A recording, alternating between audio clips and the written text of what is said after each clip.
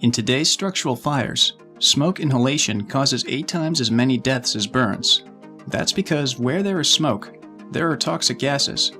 2 of the most deadly gases are carbon monoxide, or CO, and hydrogen cyanide, or HCN, known as the toxic twins. Together, they create a chemical asphyxiant that can cause heart attacks at the time of the fire and cancer decades later. The composition of smoke has changed drastically over the years. In 1950, home furnishings were natural products such as cotton, wool, or wood, and they burned at 8,000 BTUs per pound.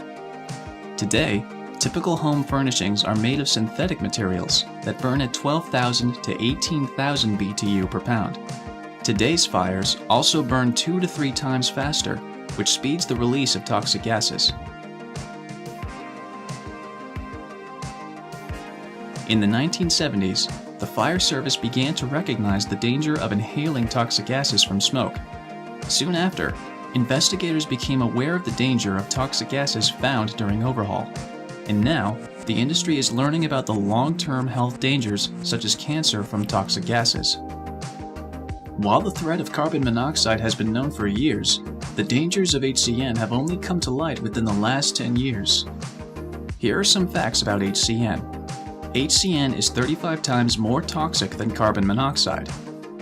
The concentration of HCN in normal structural fires is 200 parts per million, which is lethal in 10 minutes. HCN can enter the body by absorption, inhalation, or ingestion, and targets the heart and brain.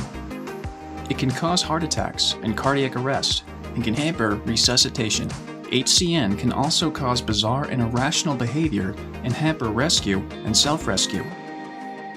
To recognize HCN poisoning, watch for these symptoms: lethargy, weakness, shortness of breath, chest tightening, headache, drowsiness, disorientation, and possibly bizarre behavior, cardiac issues, possibly bright red skin, soot or burns around the mouth and nose, coughing up carbonaceous mucus.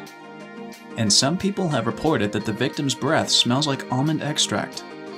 If cyanide poisoning is known or suspected, some practitioners recommend that a cyano-kit be administered immediately. The good news is that there are things you can do to protect yourself. First, wear your PPE. Second, always monitor toxic gases. We'll talk more about this in a minute. Third, keep your SCBA on until air is safe to breathe and make SCBA available to drivers and operators. Fourth, shower as soon as possible and no more than 1 hour after exposure. If you wait until you go home that night, the shower does nothing to reduce your risk of cancer. Fifth, decontaminate PPE according to Fire and Emergency Training Institute guidelines. Sixth, watch out for symptoms in fellow firefighters, both at the fire scene and back at the station. Finally, start a training program at your station focusing on the hazards of hydrogen cyanide. It is now possible to measure the environment for the toxic twins. Because the combination of CO and HCN is exponentially more harmful than exposure to these agents individually, measuring each gas against its single alarm threshold is not ideal for overhaul operations.